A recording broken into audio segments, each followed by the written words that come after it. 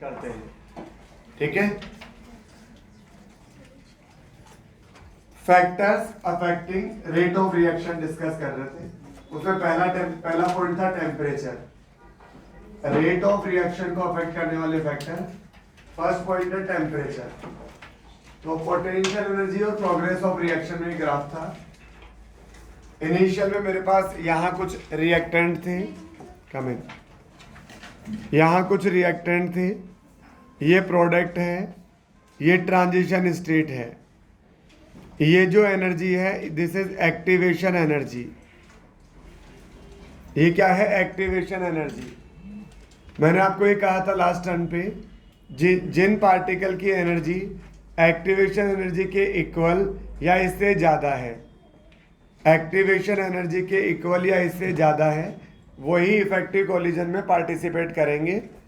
उन्हीं से प्रोडक्ट का फॉर्मेशन हो सकता है अगर उनका ओरिएंटेशन भी प्रॉपर है। ठीक है, particle which having energy less than E will never form product, perfect है। टेम्परेचर इंक्रीज करेंगे, rate constant will increase whether reaction is endothermic और एक्सोथर्मिक। टेम्परेचर बढ़ने पर के बढ़ता है, के बढ़ेगा तो रेट ऑफ रिएक्शन बढ़ेगी। ठीक है, अब यहां पर अपन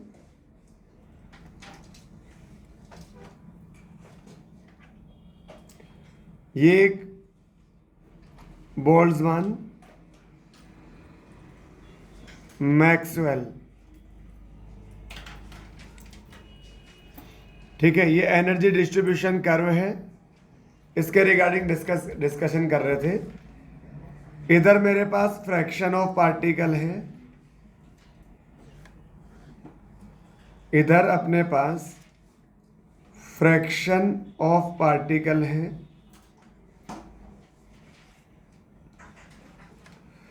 और इधर वेलोसिटी है,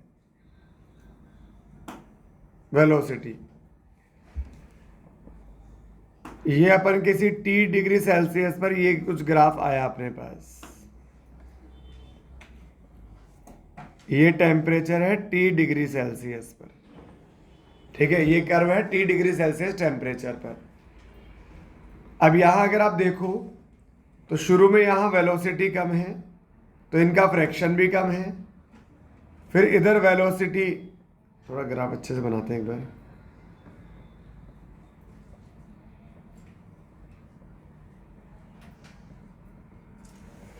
शुरू में जब टेम्परेचर कम है, वेलोसिटी कम है, तो फ्रैक्शन भी कम है।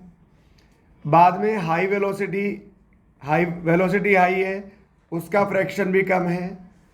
ये एक मीडियोकर वेलोसिटी है जिसका फ्रैक्शन अपने पास में क्या है? हाई है।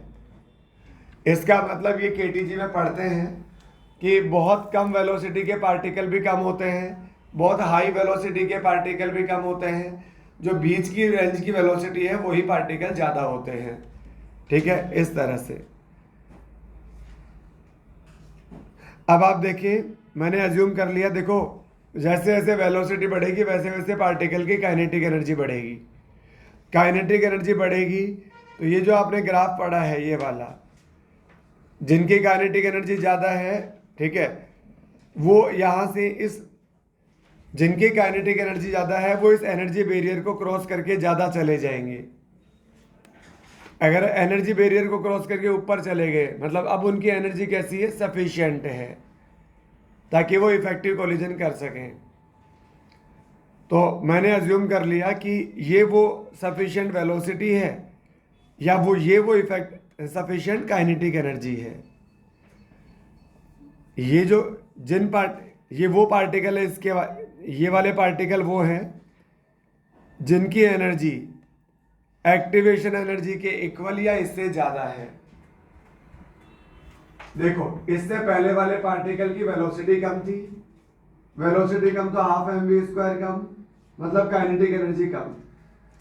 तो इन पार्टिकल से, इस फ्रैक्शन से पहले वाले जो पार्टिकल थे उनकी काइनेटिक एनर्जी ही कम थी। काइनेटिक एनर्जी कम थी तो उस एनर्जी बैरियर को क्रॉस करने में जो एनर्जी चाहिए वो नहीं मिल पा रही थी, इसी क्रॉस नहीं कर पा रहे थे। तो इस एनर्जी से ज्यादा एनर्जी वाले पार्टिकल ही इफेक्टिव कोलिजन करेंगे। अब मैंने क्या किया? टेम्परेचर इंक्रीज कर दिया।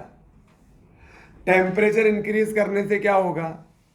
बेसिकली काइनेटिक एनर्जी वेलोसिटी पे तो ठीक है, लेकिन टेम्परेचर पर भी तो डिपेंड करती है 3/2 kT। तो जब मैं टेम्परेचर इंक्रीज करूंगा तो ये जो ग्राफ है, ये ग्राफ शिफ्ट हो जाएगा।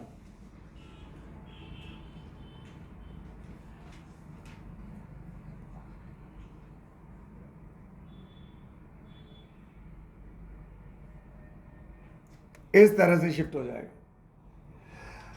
अब आप देखो कि टेम्परेचर इंक्रीज करने पर पार्टिकल की काइनेटिक एनर्जी बढ़ती है। तो अब पहले सेम ये देखो, ये वो पार्टिकल हैं जिनकी एनर्जी इतनी सफिशिएंट है कि वो एनर्जी बैरियर को क्रॉस कर सके। आप ढंग से देख रहे हैं इस बात को।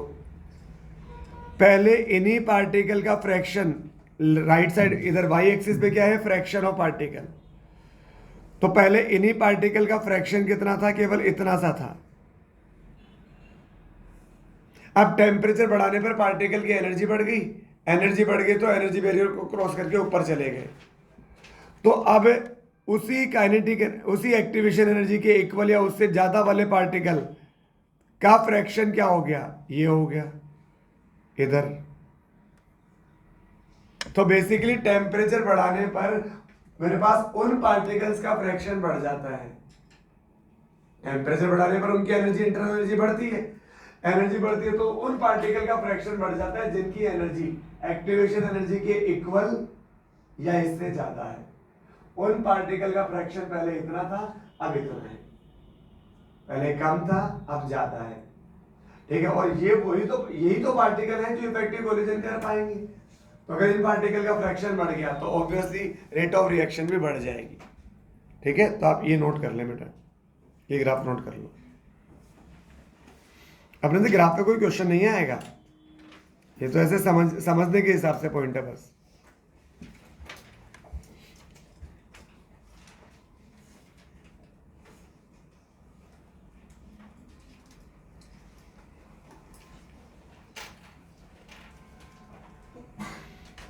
ये मैं अज्यूम कर लेता हूं T+10 डिग्री सेल्सियस। मैंने टेम्परेचर को 10 डिग्री इंक्रीज कर दिया। इसके ऊपर वाले तो हो गए थे ना नोट।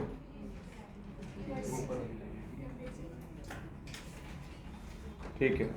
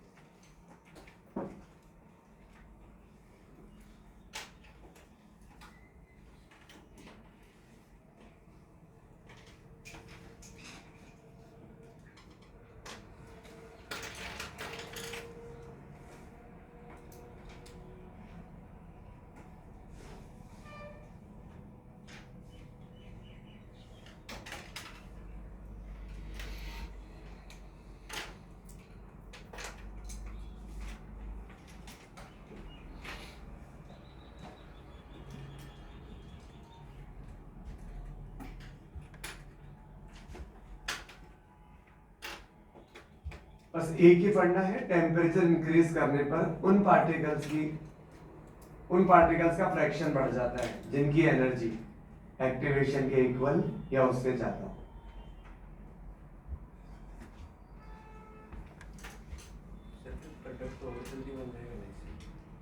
ऑब्वियसली बेटा, रेट ऑफ रिएक्शन बढ़ेगी तो प्रोडक्ट तो जल्दी बनेगा ही बनेगा।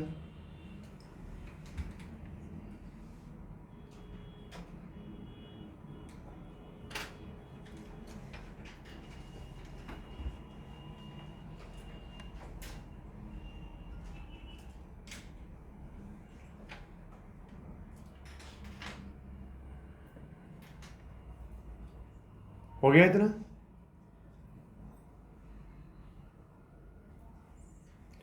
तो आप इसमें एक पॉइंट लिखो, on increasing temperature, on increasing temperature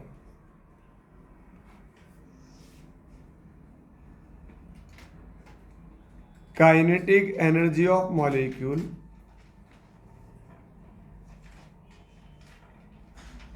increases,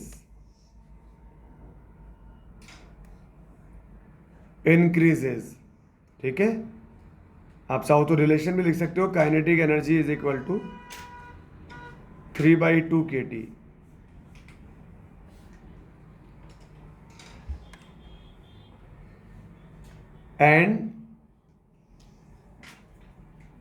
and hence number of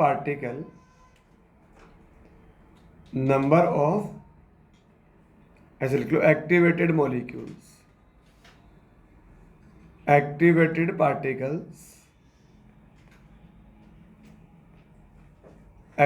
particles जिनकी energy sufficient equal to activation energy increases.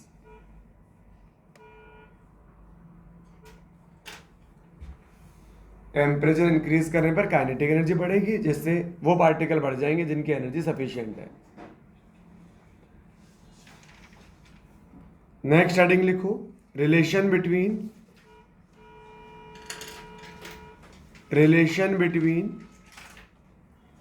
Rate constant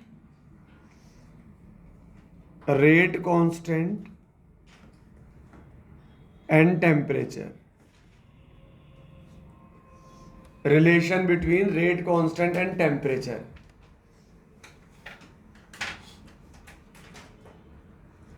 इसमें दो रिलेशन आते हैं। फर्स्ट रिलेशन लिखो, इट इज ऑब्जर्व दैट, लिखे, it is observe that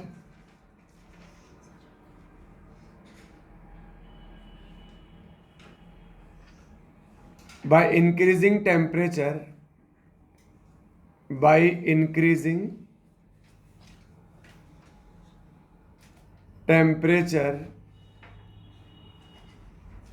every 10 degrees Celsius,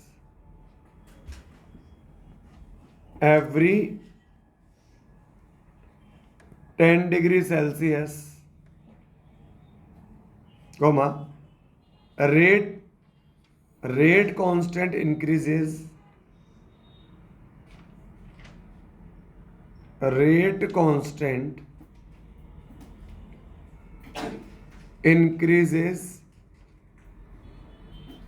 to to 3 times।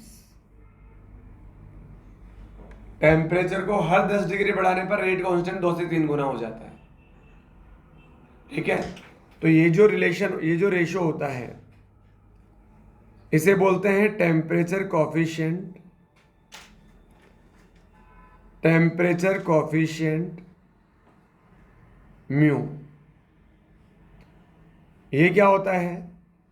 Rate constant T + 10 degree वाला divided by T degree Celsius वाला, ठीक है ना। तो ये T डिग्री सेल्सियस पर K था, ये 10 डिग्री सेल्सियस बढ़ाने पर K है, तो 10 डिग्री बढ़ाने पर वो कितना हो जाएगा? 2 to 3 टाइम्स हो जाएगा। तो ये जो रेशो आता है, ये आता है 2 to 3। ये जो रेशो आता है ये आता है 2:3। अगर कुछ भी गिवन नहीं है तो अपन हमेशा 2 अज्यूम करेंगे। बाय डिफॉल्ट कितना अज्यूम करेंगे? 2 अज्यूम करेंगे। ये नोट कर ले बेटा।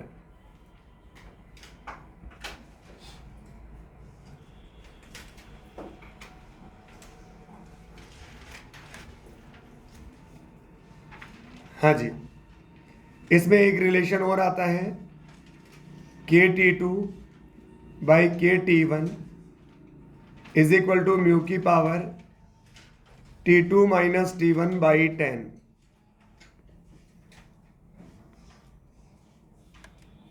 KT2 upon KT1 equal to mu की power T2 minus T1 by 10। ठीक है, इफ आप लिख लो इस बात को, if nothing mention, if nothing mentioned about mu, then assume mu equal to 2। अगर म्यू के बारे में कुछ भी मेंशन नहीं हो ना तो इसे आपको अज्यूम करना है 2।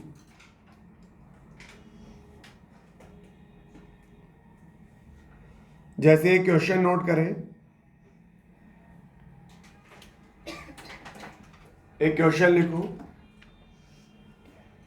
इन a reaction A gives B, in a reaction A gives B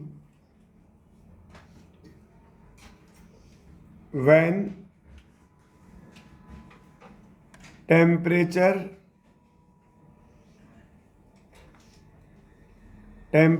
changes from 20 degrees Celsius to 70 degrees Celsius, then how much times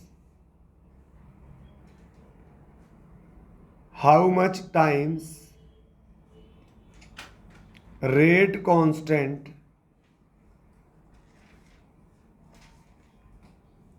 increases? How much times rate constant increases? तो temperature और mu में relation चाह रहा है वो।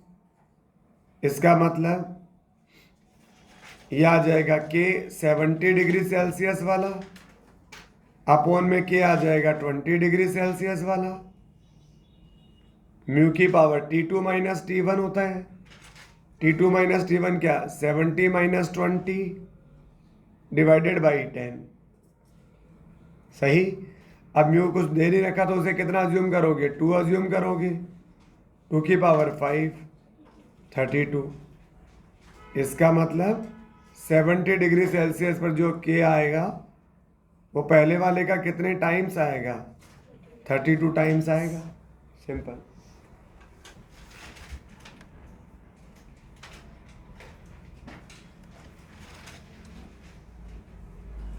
बिल्कुल simple relation है, ऐसा कुछ खास है नहीं इसमें।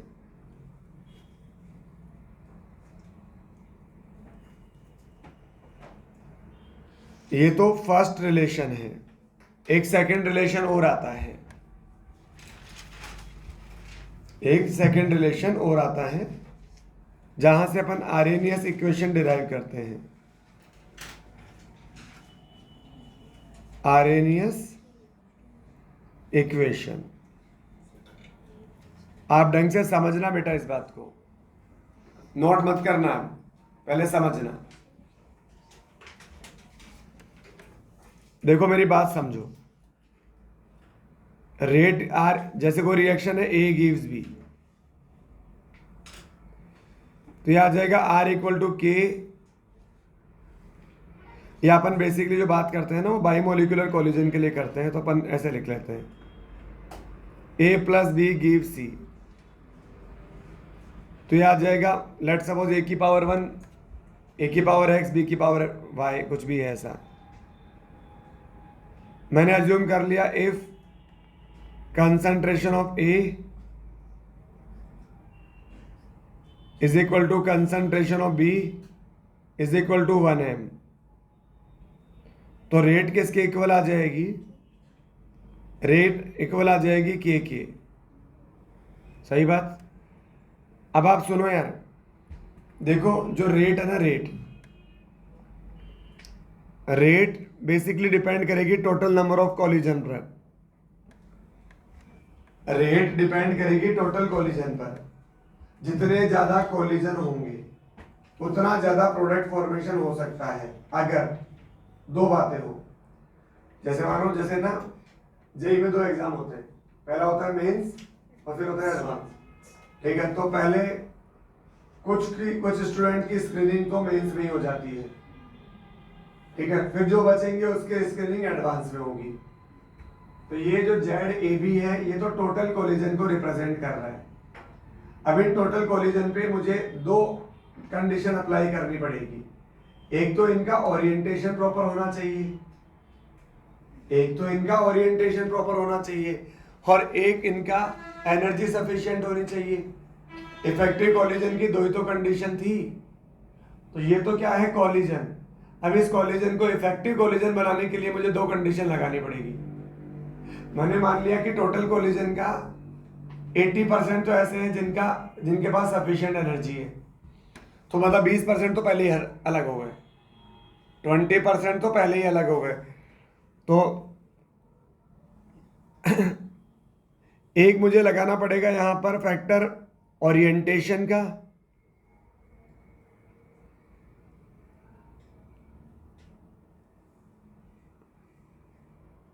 ये है total collision,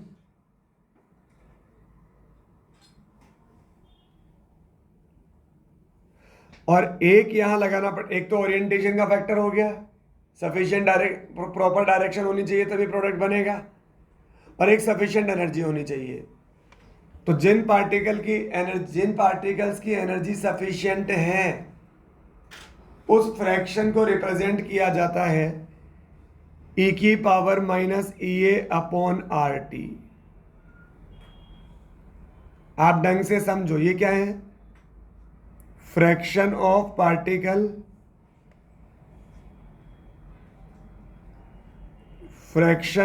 particle having energy greater than equal to EA। तो टोटल कोलिजन पर, टोटल स्टूडेंट पर दो कंडीशन लगाओ।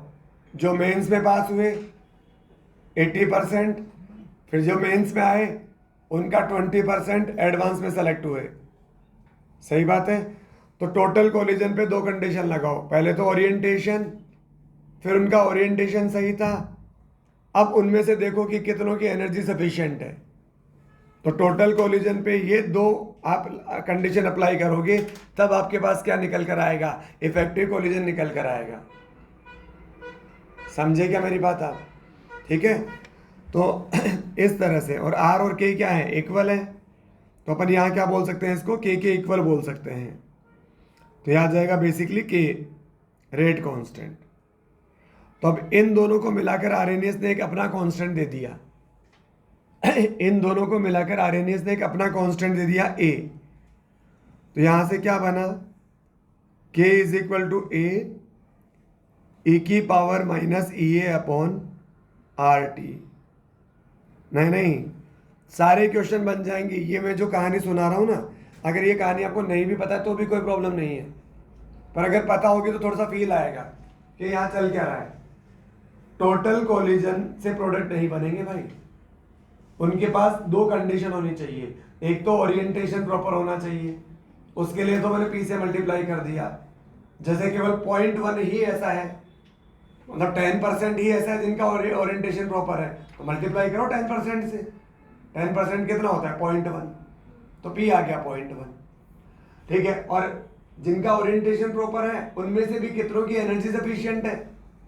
तो दो कंडीशन लगानी पड़ेगी अपन को, तब जाकर इफेक्टिव कोलिजन आएगा। ठीक है, वहां से आता है रेट कांस्टेंट तो ये रहा, तो ये आरएनएस इक्वेशन है। बस अब तो कुछ भी नहीं करना, अब तो इसे डिराइव करना है।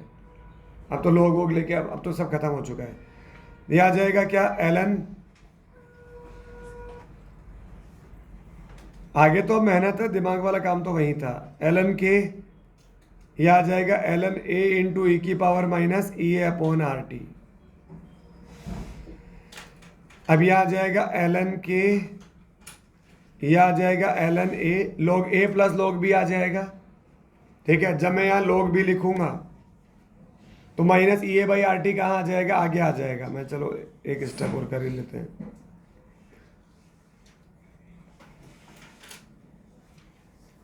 दोनों साइड log लिया, log a इंटू बी को log a plus log b लिखा। ये पावर कहाँ आ जाएगा बेटा, आगे आ जाएगा। पीछे log e बेस e बचेगा, वो कितना हो जाएगा 1। तो यानी क्या बचेगा यहाँ से, ln k is equal to ln a minus E A upon R T. Simple. अब यहां से अपन एक काम और कर सकते हैं, इसको 10 बेस में कन्वर्ट कर सकते हैं। तो चलो आप इतना नोट कर लो पहले।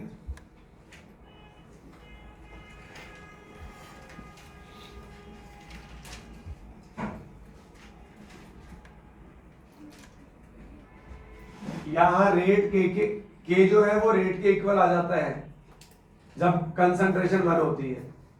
तो इसलिए इसे के को और क्या बोलते हैं, स्पेसिफिक रेट। इस के को और क्या बोलते हैं, स्पेसिफिक रेट। बताया है क्या मैंने कभी ये, के को इसलिए स्पेसिफिक रेट भी बोलते हैं। और बाकी ये रेट कांस्टेंट तो है ही।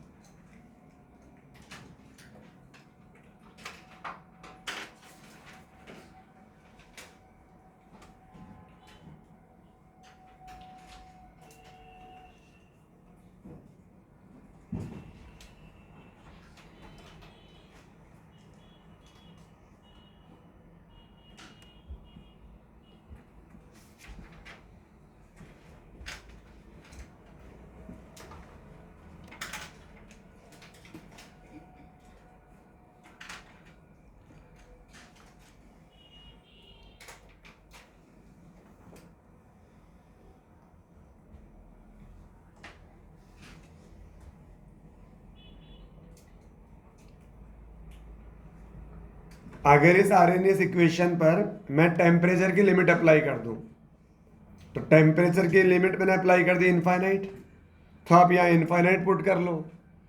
तो समथिंग अपॉन इनफाइनाइट कितना होता है 0, और e की पावर 0 या माइनस 0 कितना होता है 1। तो क्या बचेगा यहाँ से, a बचेगा। तो टेम्परेचर इनफाइनाइट पुट करोगे तो a के बराबर आ जाएगा।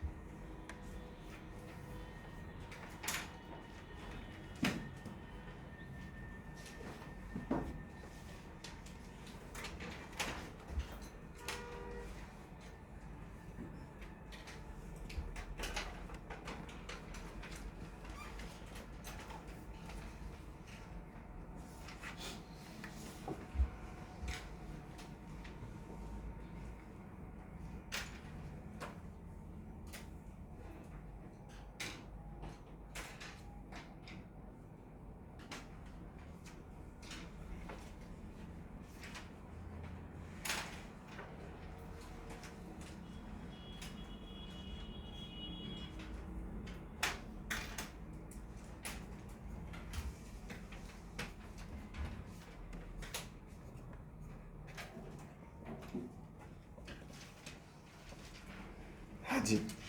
अब यहाँ से अगर अपन इसे 10 बेस में कन्वर्ट कर लें तो 2.303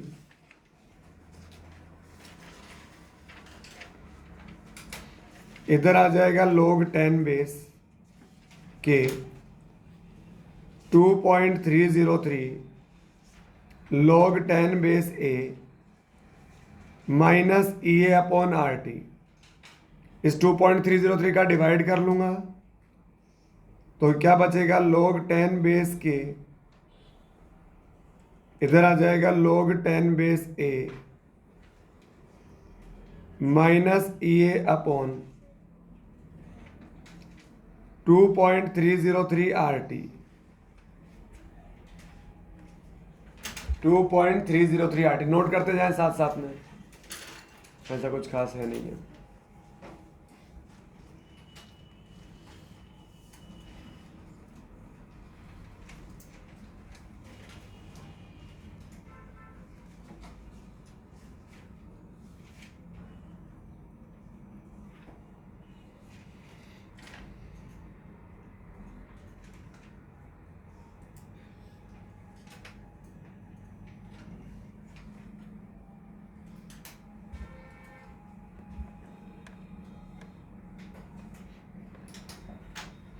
तो ये तो दिख ही रहा होगा साफ साफ।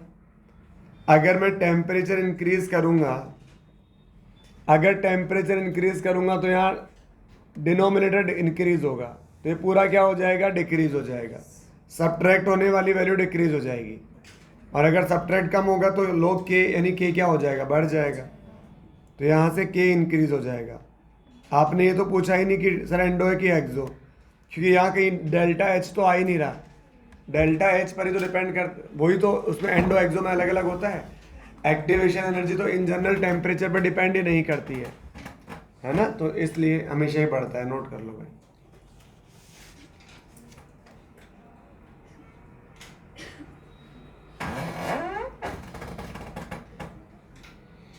और एक बात और है, अगर एक्टिवेशन एनर्जी ज़्यादा होगी तो के क्या होगा, कम होगा। अगर एक्टिवेशन एनर्जी ज़्यादा होगी तो के क्या होगा, कम होगा। देखे रहा होगा साफ साफ। एक्टिवेशन एनर्जी ज़्यादा तो सब्ट्रैक्ट ज़्यादा, सब्ट्रैक्ट ज़्यादा तो log के कम, log के कम तो के भी कम। अब यहां एक जो पॉइंट ज्यादा समझने वाला है, यहां सामने ध्यान दें, नोट हो गया तो एक जो पॉइंट यहां ज्यादा समझने वाला है वो एक तो ये है कि जिस रिएक्शन की एक्टिवेशन एनर्जी ज्यादा होगी उसका के कम होगा। ये बात तो मैं आपको पहले भी समझा चुका था कि जिसकी एक्टिवेशन एनर्जी क्या होती है, कि रिक्वायर्ड एनर्जी होती है। अब रिक्वायरमेंट ही बहुत ज़्यादा है तो वो काम नहीं होते भाई, वो काम इजीली नहीं होते। मैंने कहा था आपको, अब घर वालों से मतलब मालूम बोलो कि 1000 रुपये की चीज़ चाहिए तो आ जाएगा 1000 रुपये की, पर वहीं अगर 1 लाख की मांगो तो मुश्किल से आएगी। ठीक है, तो एक्टिवेशन एनर्जी जहाँ जिन रिएक्शन की हाई होती है वो रिएक्शन कैसी होती है, स्लो। वो रिएक्शन स्लो होती है क्योंकि इतनी हाई एनर्जी इजीली अवेलेबल नहीं होती है। चलो एक बात तो ये कि जिसका ई ज़्यादा है उसका के कम है, नहीं पर मुझे यहाँ ये नहीं बताना, सामने ध्यान दें। मुझे ये समझाना है कि 2 रिएक्शन है मेरे पास जिसमें एक की एक्टिवेशन एनर्जी कम है, एक की एक्टिवेशन एनर्जी ज़्यादा है। ठीक है, अब उनमें से किसकी रेट ज़्यादा होगी, जिसका ई कम होगा। लेकिन अगर मैं दोनों रिएक्शन में सेम टेम्परेचर बढ़ाऊं तो किस रिएक्शन की रेट ज़्यादा बढ़ेगी, ये बताना है मुझे। अगर मैं सेम टेम्परेचर बढ़ाऊं तो अपन एक काम करते हैं, इस इक्वेशन को टेम्परेचर के रेस्पेक्ट में डिफरेंशिएट कर लेते हैं, है ना। तो इस ऊपर वाली को कर लेते हैं, इस पर क्वेश्चन भी आया हुआ है। तो ये आ जाएगा ln के ln a minus E A upon R T, यहां आ जाएगा d by d t ln के, इधर भी आ जाएगा d by d t ln A minus D by d T A upon R T. अब ए तो कांस्टेंट है, कांस्टेंट का डिफरेंशिएशन तो जीरो हो जाएगा, ठीक है, तो ये तो हो जाएगा जीरो, मतलब ये नहीं, पूरा ही जीरो हो जाएगा ये। अब इधर एक्टिवेशन एनर्जी टेम्परेचर पर डिपेंड नहीं करती, आर डिपेंड नहीं करता, वो तो बाहर आ जाएंगे। 1/t का डिफरेंशिएशन हो जाएगा -1/t², वो -1/t² बाहर वाले माइनस से मल्टीप्लाई होके क्या हो जाएगा प्लस। तो यहां से क्या बचेगा, d by d t ln k is equal to E A upon R T. इसे बोलते हैं differential form of Arrhenius equation, differential form of Arrhenius equation.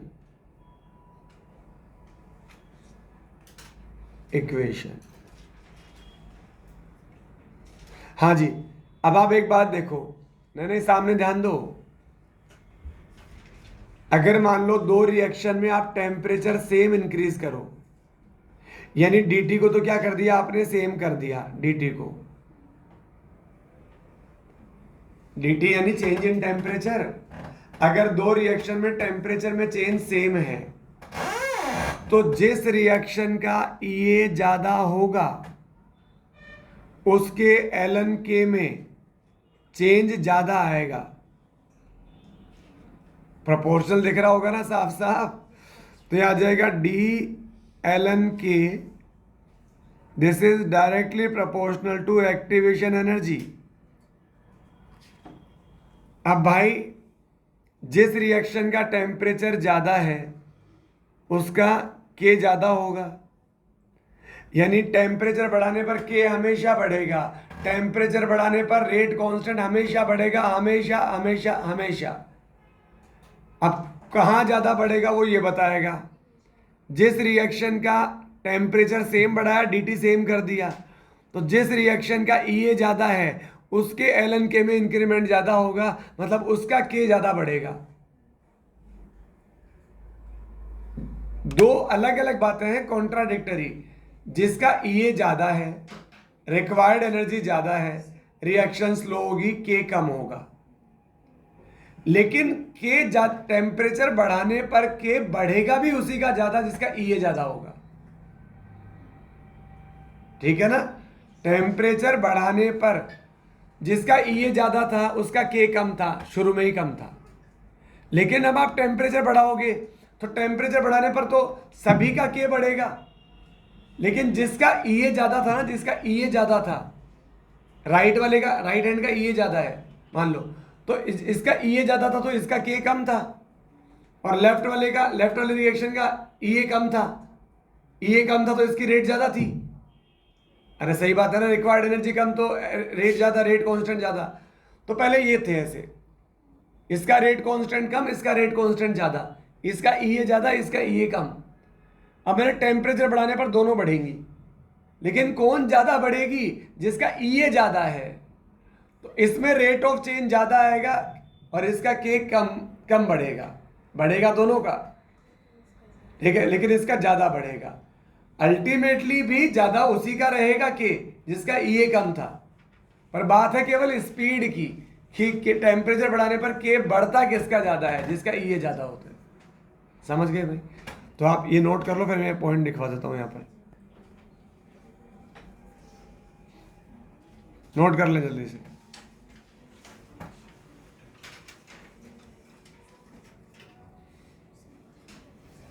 करो, नोट करो भाई।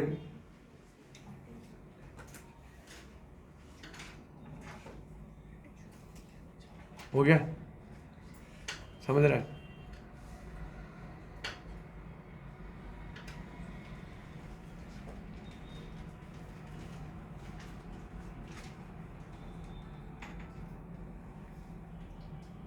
एक बार नोट कर लो, दोबारा समझा दूंगा, ऐसी कोई प्रॉब्लम नहीं है।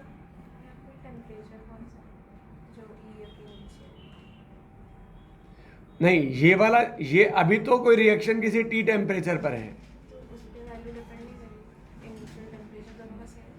हाँ, इनिशियल टेम्परेचर दोनों का सेम है, फाइनल टेम्परेचर दोनों का सेम है। अरे मुझे टेम्परेचर से डिपेंडेंसी नहीं बतानी, मुझे एक्टिवेशन एनर्जी के साथ में के का चेंज बताना है। तो अगर अपन किसी दो में रिलेशन निकाल रहे होते हैं तो तीसरे को कांस्टेंट रखते हैं ताकि वो इंटरप्ट ना करे बीच बीच में।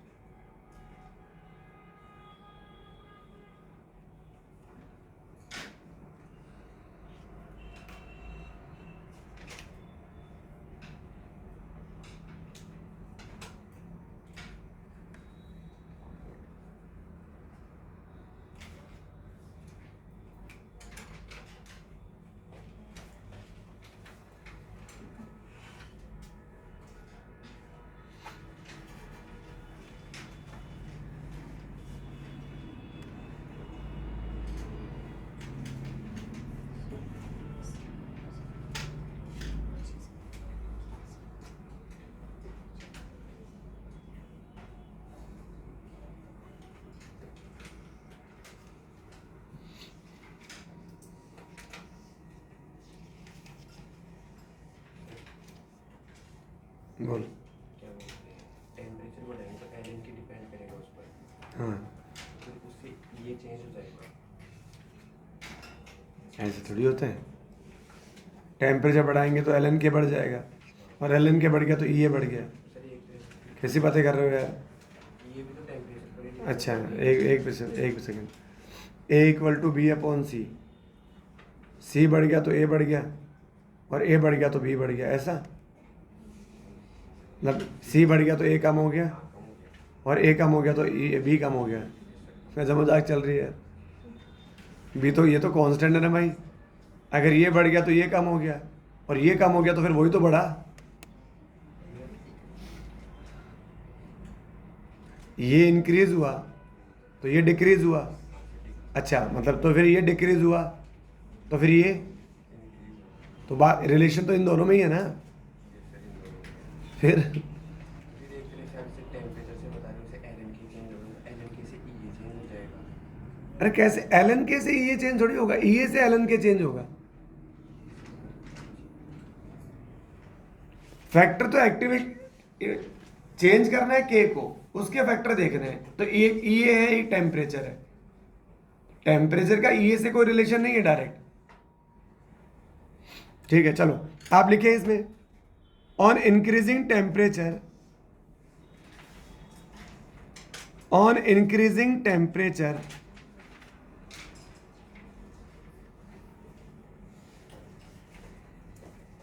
on increasing temperature,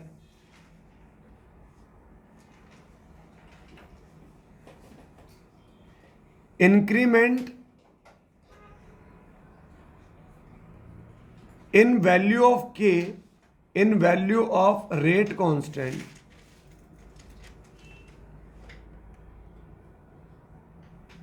in value of rate constant will be more for that reaction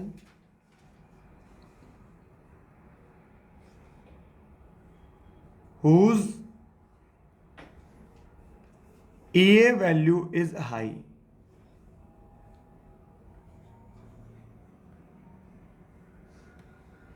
increment की बात हो रही है, इंक्रीमेंट की, ठीक है। लेकिन फाइनली भी के उसी का ज्यादा होगा जिसका ईए कम होगा। वो बात तो सही है हमेशा ही, ठीक है, क्योंकि सर बहुत ज़्यादा टेम्परेचर बढ़ा दे तो हो सकता है वो एक्सीड कर जाए, फिर उतना हाई टेम्परेचर प्रैक्टिकली पॉसिबल नहीं है। इसलिए बात इन जनरल की जाती है कि हाँ टेम्परेचर बढ़ाने पर जिस उसके उसका ज़्यादा बढ़ेगा जिसका ई ज़्यादा है, बढ़ेगा ज़्यादा, लेकिन अल्टीमेटली के रहेगा उसी का ज़्यादा जिसका ई कम है। ठीक है, तो मैं लिख भी देता हूँ ये बात, but ultimately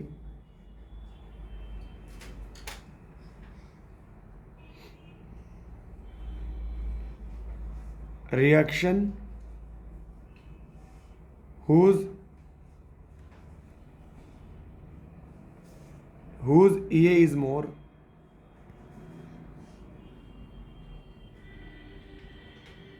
comma K will be less।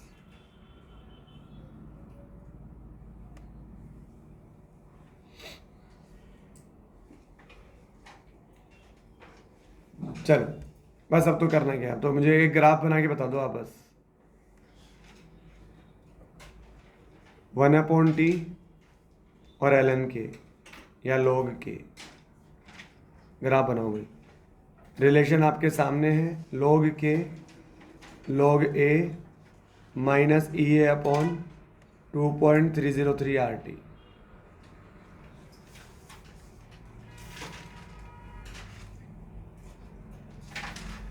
इसे थोड़ा जचा के लिखोगे तो ये log के आ जाएगा, ये log a आ जाएगा, माइनस EA अपॉन 2.303 R आ जाएगा, इंटू 1/T आ जाएगा। ये x एक्सिस पर है, ये y एक्सिस पर है। x का कोफिशिएंट स्लोप होता है और ये इंटरसेप्ट। स्लोप नेगेटिव दिख रहा है, इंटरसेप्ट पॉजिटिव दिख रहा है, तो ग्राफ कैसा आ जाएगा, इस तरह का आ जाएगा। नोट कर लो।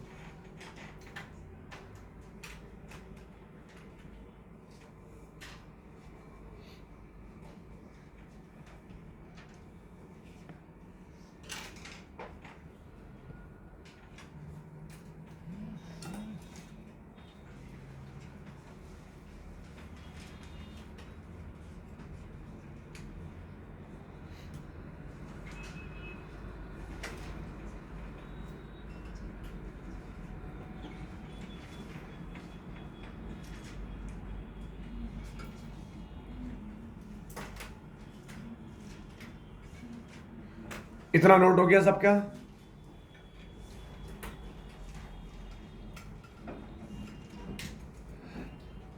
अब अपन एक रिलेशन डिराइव करते हैं जो केमिकल इक्विलिब्रियम में भी किया था। ये इक्वेशन है when T equal to T1, तो K इक्वल टू क्या आ जाएगा, K1, और T equal to T2, K equal to K2।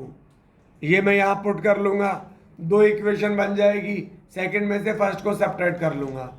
मैं सामने नोट करता जा रहा हूँ, आप सामने नोट करते चले, खुद से समझते चले, ऐसा कुछ भी नहीं है उसमें।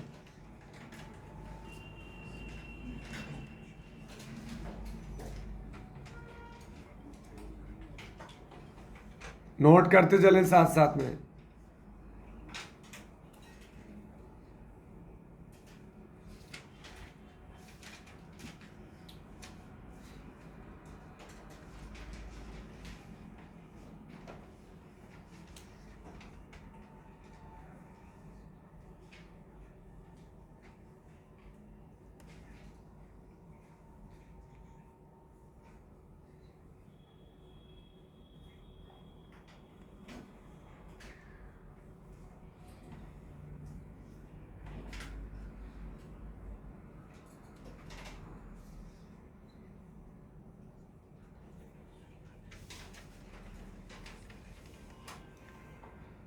log a minus log b log a upon b होगा।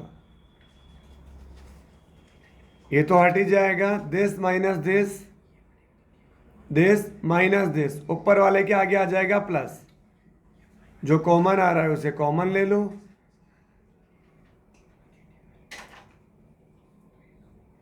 ऊपर से बचेगा 1/T1, नीचे से बचेगा माइनस का 1/T2। एक काम और कर सकते हो, हाँ बोलो, कोई डाउट है तो बताओ।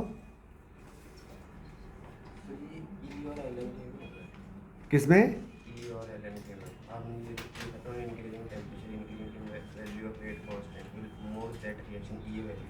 हाँ, सर इसके अंदर ये कैसे हो गया, मतलब एल एन के आप बता रहे हो? अरे टेम्परेचर इंक्रीज करने पर, कहाँ गया?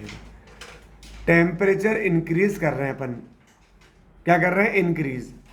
टेम्परेचर इंक्रीज करने पर के इंक्रीज होगा, हाँ सर होगा। सही बात है। लेकिन के टेम्परेचर के साथ साथ ईए पर भी डिपेंड करता है। के टेम्परेचर के साथ साथ ईए पर भी डिपेंड करता है। जिसका ईए ज्यादा है, ये लिखा हुआ है रहा, जिसका ईए ज्यादा है उसका के कम होगा, ठीक है ना। लेकिन टेम्परेचर बढ़ाने पर के बढ़ता है, तो के किसका ज्यादा बढ़ेगा? के किसका ज्यादा बढ़ेगा? अब ये देख, वो बात समझ आएगी यहां से।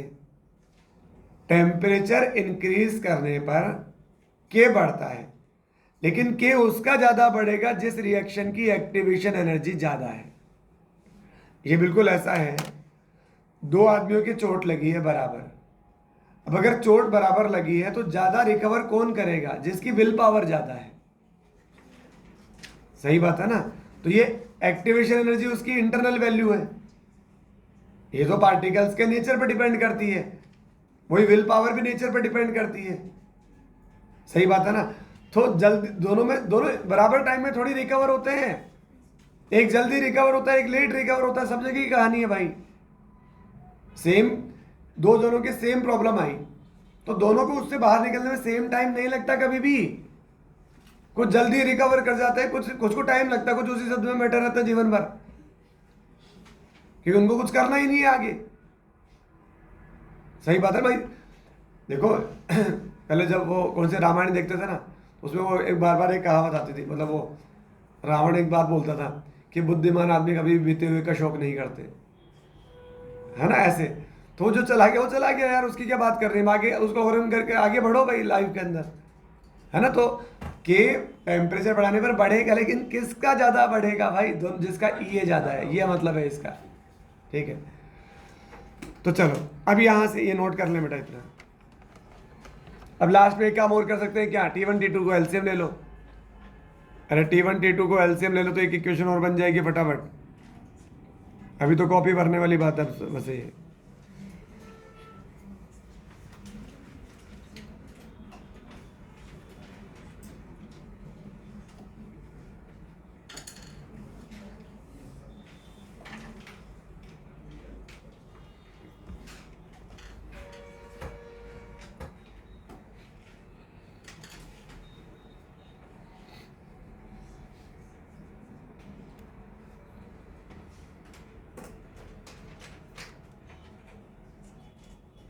ये के क्या है? Rate constant. तब यहां क्या आता है? Activation energy. और अगर मैं केमिकल इक्विलिब्रियम से इसको रिलेट करूं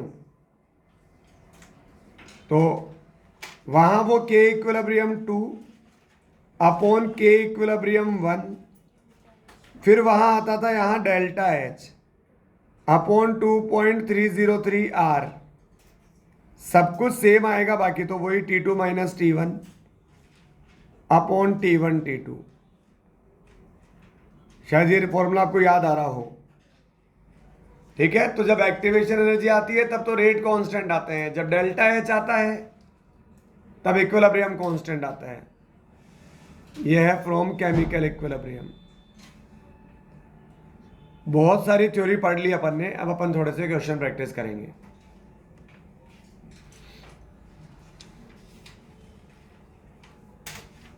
आप लिखें क्वेश्चन, कल ये चैप्टर कंप्लीट हो जाएगा, है ना। फिर उसके अगली क्लास में मॉड्यूल डिस्कशन हो जाएगा, ठीक है। फिर प्रैक्टिकल में कुछ बचा होगा, थोड़ा बहुत है तो सही, वैसे थोड़ा थोड़ा वो डिस्कस कर लेंगे, तो नेक्स्ट वीक पे खत्म हो जाएगा। चलो एक क्वेश्चन लिखो।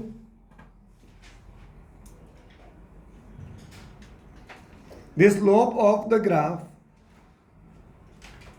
ठीक है, the slope of the curve between ln k versus 1/t is minus 2000. Then calculate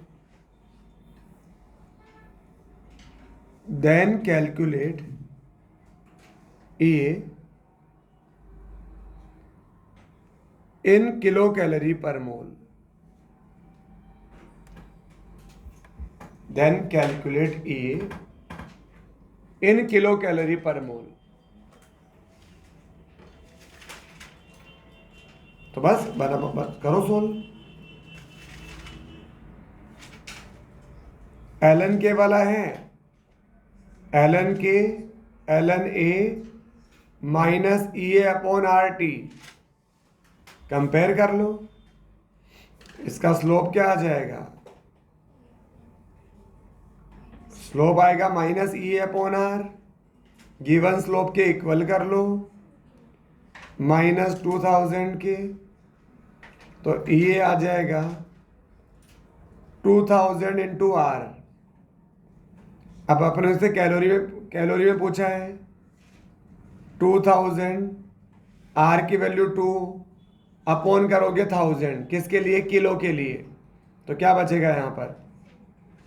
यह आ जाएगा 4 किलो कैलोरी पर मोल.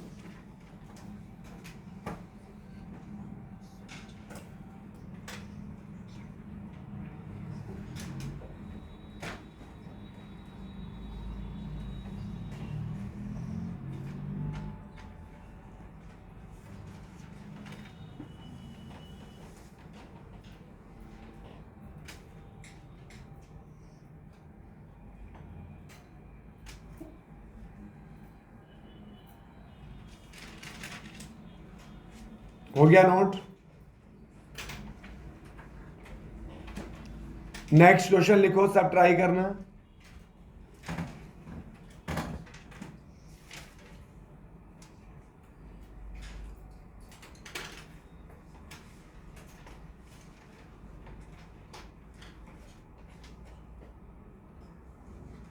क्वेश्चन लिखो. For elementary reaction A gives B K1 equal to 10 raised to power 16 e की power minus 2000 upon T, और इसका K2 है 10 raised to power 14 e की power minus 1000 upon T. Calculate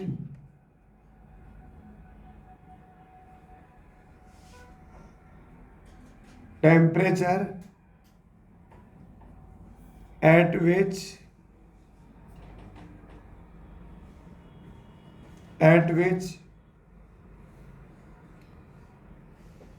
a rate of both reaction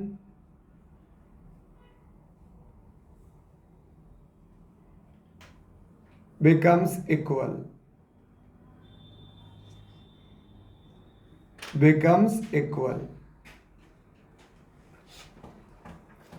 temperature के साथ में आपको relation निकालना है. कंसंट्रेशन को 1 मान लिया करो. टेम्परेचर के साथ में रिलेशन निकालना है, रेट को 1, कंसंट्रेशन को 1 अज्यूम कर लिया करो.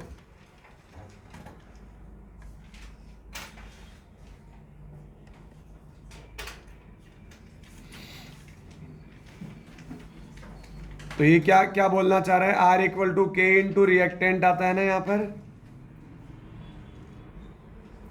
अरे सही बात है. तो यहां आप एक काम कर लो, कंसंट्रेशन ऑफ रिएक्टेंट इसको 1 मान लो. 1 लेट. कंसंट्रेशन की कहीं दूर दूर तक बातें नहीं हो रही है, टेम्परेचर के साथ में रिलेशन चाह रहा है वो. ठीक है, तो बस इसका मतलब रेट क्या हो गया? के इक्वल. तो अगर दोनों रिएक्शन की रेट बराबर है तो बेसिकली उनके क्या बराबर हैं? अरे उनके के भी तो इक्वल है. अब के को इक्वल करके के कैलकुलेट करो.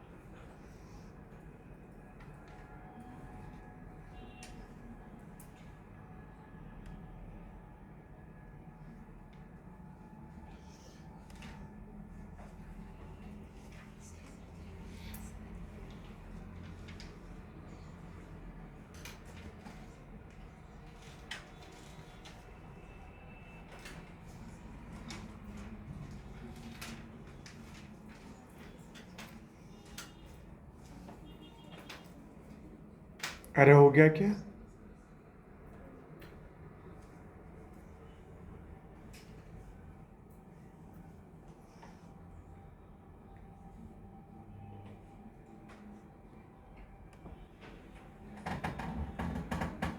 बोलो। चलो सामने ध्यान दे लो, सामने ध्यान दे। दोनों की रेट इक्वल है, मतलब रेट कांस्टेंट इक्वल है। रेट कांस्टेंट को इक्वल कर दिया, ठीक है। तो पहले वाले का क्या था, e की पावर माइनस ये दोनों के k को इक्वल कर दिया। अब यहाँ 10 की पावर 14 से 10 की पावर 16 कैंसिल आउट हो जाएगा, 100 बचेगा। ये नेगेटिव, ये जो मल्टीप्लाई में इधर आएगा तो डिवाइड में। अब डिवाइड में जब ऊपर जाएगा तो क्या बनेगा, नेगेटिव का प्लस हो जाएगा। दोनों बेस सेम है तो पावर क्या हो जाएगी, ऐड हो जाएगी। फिर ये ऊपर जाके प्लस का 2000 अपॉन टी, वो माइनस का 1000 अपॉन टी, तो क्या बचेगा, 1000 अपॉन टी बचेगा। 1000 अपॉन टी आया। अब इस ई की पावर तो सोल्व कर नहीं सकते, तो लॉग ले लो दोनों साइड। अच्छा पहले ई बेस का लॉग लेना, ताकि ये ई बेस हटे। तो मैंने इधर ई बेस ले लिया, इधर भी ई बेस ले लिया। ये पावर कहाँ आ जाएगी, आगे आ जाएगी। लॉग ई बेस ई कितना होता है, 1। और इस ई बेस को किसमें कन्वर्ट कर लिया, अरे इस ई बेस को किसमें कन्वर्ट कर लिया, 10 बेस में कन्वर्ट कर लिया। तो बस ये log 100 तो 2 होता ही है, बस। तो यहां से ये 2 आ जाएगा, 1000 अपॉन टी, ये डिवाइड, ये इधर चला गया, इधर आ गया, कर लो नोट।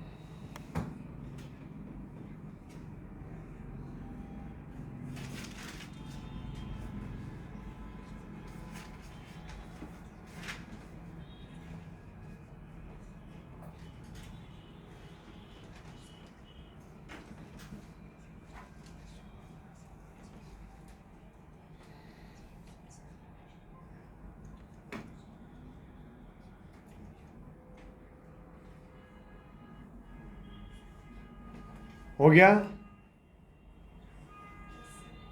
चलो नेक्स्ट क्वेश्चन लिखो। हो गया क्या बेटा नोट? क्वेश्चन लिखो, if chemical reaction occur in 3 step having rate constant K1 K2 K3,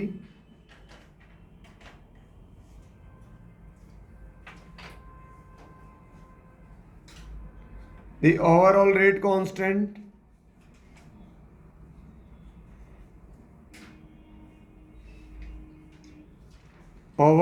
constant of reaction is K equal to K1 K3 की power half upon K2।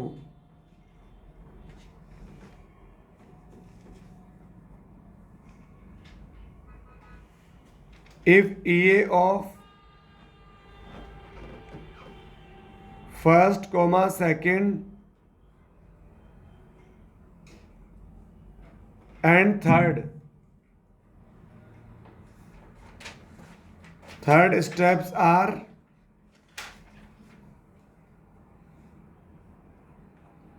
30, 40, 60 kilojoule mole inverse respectively,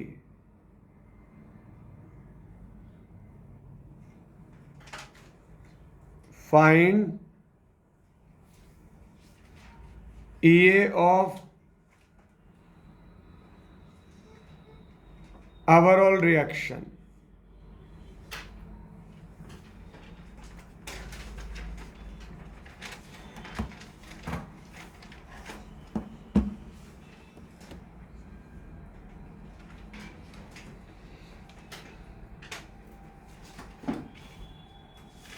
overall reaction का ये बताना है।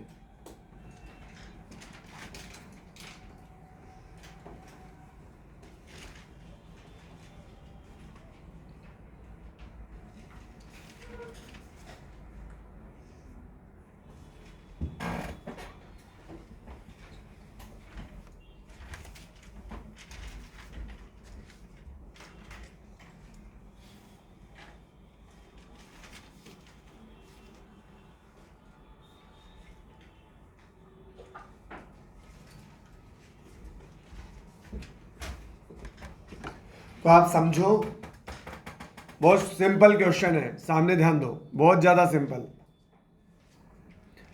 देखो इसमें मुझे क्या दे रखा है, k equal to K1 K3 की पावर हाफ अपॉन K2। तो ओवरऑल एक्टिवेशन एनर्जी कैसे आएगी?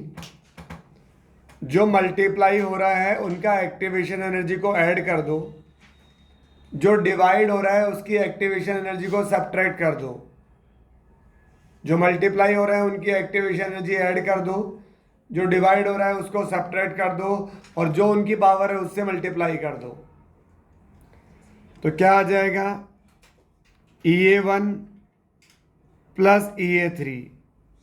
ऊपर वाले दोनों तो ऐड मल्टीप्लाई हो रहे थे, इनको तो ऐड कर दिया, इनकी जो पावर थी उससे मल्टीप्लाई कर दिया इसको, और नीचे K2 उसको मैंने माइनस कर दिया, और उसकी कुछ पावर थी नहीं। बस इसको सॉल्व कर लो। ये कितना आ जाएगा? हाफ। EA1 कितना है? 30। EA3 कितना है? 60। और ये कितना है? 40। 45 माइनस 40 कितना आ जाएगा? 5 kilo joule mole inverse. Simple सी ट्रिक है इस क्वेश्चन को सॉल्व करने की। जो मल्टीप्लाई हो रहे हैं उनको ऐड कर लो, जो डिवाइड हो रहा है उसको सब्ट्रैक्ट कर लो, पावर को जिसकी पावर है उससे मल्टीप्लाई कर लो।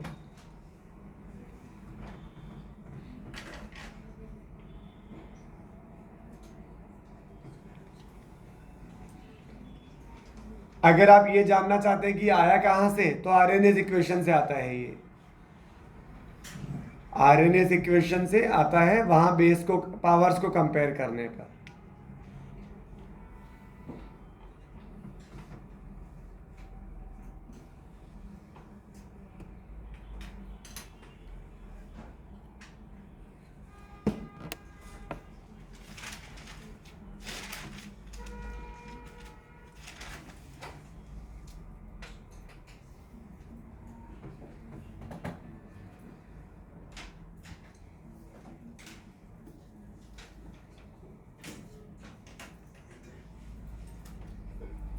हो गया बेटा?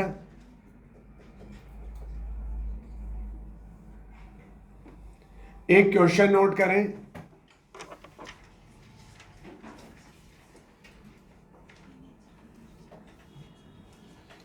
What will be the change in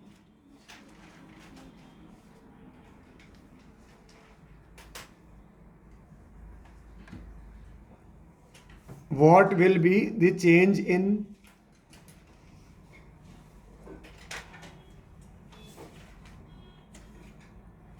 T half of reaction when temperature increases? Temperature increase करने पर टी हाफ क्या हो जाएगा?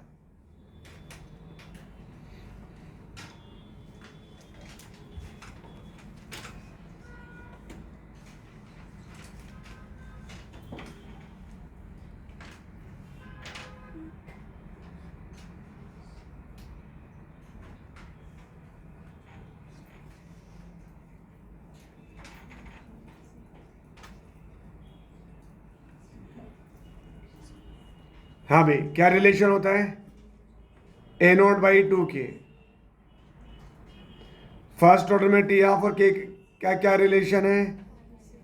0.693 अपॉन K। सेकेंड ऑर्डर में क्या रिलेशन है, 1/A0 × K। अरे यार ये तो सब में सबसे इनसे क्या समझ में आ रहा है कि T½ और K क्या है, रेसिप्रोकल। कहीं से भी देख लो, T½ प्रोपोर्शनल 1/K, 1/K, ये रिलेशन आ रहा है। तो अब तो मुझे समझ में आ गया कि टेम्परेचर इंक्रीज करूंगा तो रेट कांस्टेंट हमेशा इंक्रीज होगा, और रेट कांस्टेंट हमेशा इंक्रीज होगा तो T½ हमेशा डिक्रीज होगा। सिंपल।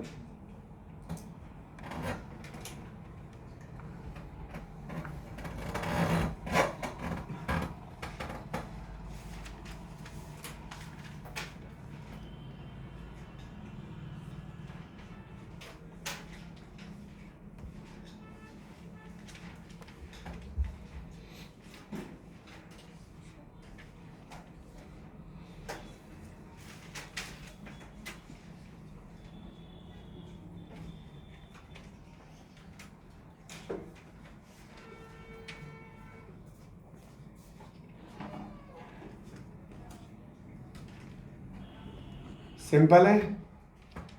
एक क्वेश्चन लिखो, at 500 kelvin in a reaction 0.001%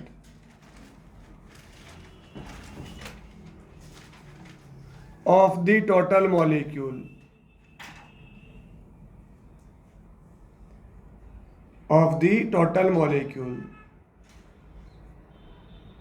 molecules are active molecules,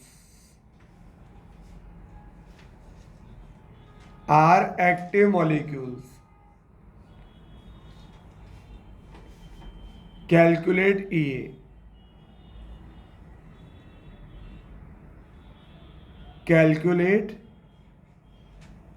EA, in kilojoule।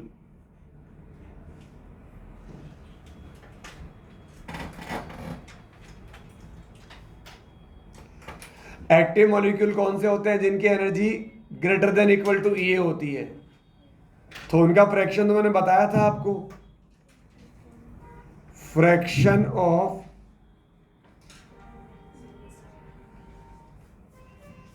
molecules having energy greater than equal to EA are known as active molecules।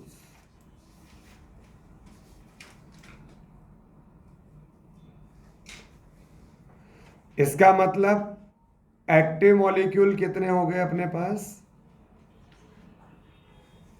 Active molecule हो गया e⁻⁻⁸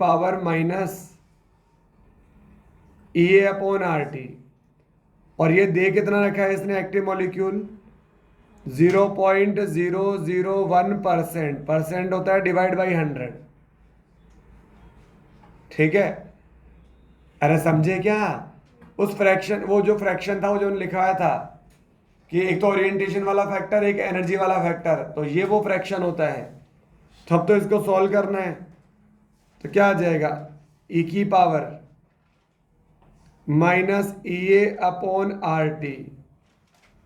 इधर आएगा 10⁻⁻⁵, दोनों side log ले लो ई base वाला, e⁻⁻⁸, ये ई base वाला 10⁻⁻⁵, ये पावर कहाँ आ जाएगी आगे, -e⁻⁻⁸ लॉग ई बेस ई कितना हो जाएगा 1, ये पावर कहाँ, ठीक है, ये पावर आ जाएगी आगे। एक काम करो, लॉग ई बेस को कन्वर्ट कर लो 10 बेस में, तो किससे मल्टीप्लाई करोगे, 2.303 से या 2.3 से, तो माइनस से माइनस गया EA, मुझे EA चाहिए किसमें, किलो जूल में, तो R की वैल्यू 8.314 ये तो जूल में आएगा, अपॉन क्या करोगे 1000, ताकि किस में आ जाए किलो जूल में। टेम्परेचर कितना दे रखा है 500, log 10 हो जाएगा 1, 5 इंटू 2.3। इसको सॉल्व तो करना है, करना क्या है, E A is equal to, ये कैंसिल आउट हो जाएगा 2 टाइम्स, तो आ जाएगा 8.314 अपॉन 2 इंटू 5 इंटू 2.3, और ये आ जाएगा किसमें किलो जूल में। कर लेना।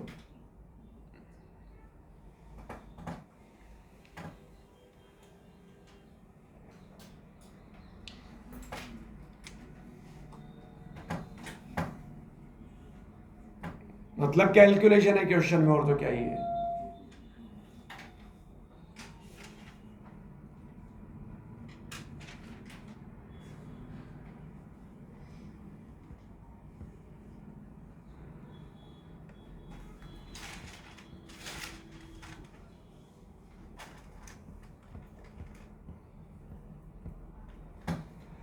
अब यार एक्सरसाइज 1 तो सोल्व कर ही लाना।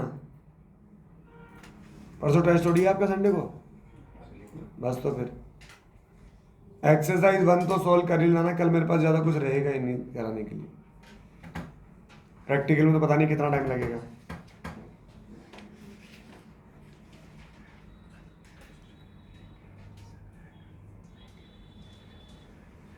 आप रेस वगैरह सोल्व कर लेना, ठीक है। नेक्स्ट वीक जो क्लास आएगी उसमें अपन रेस डिस्कस कर लेंगे।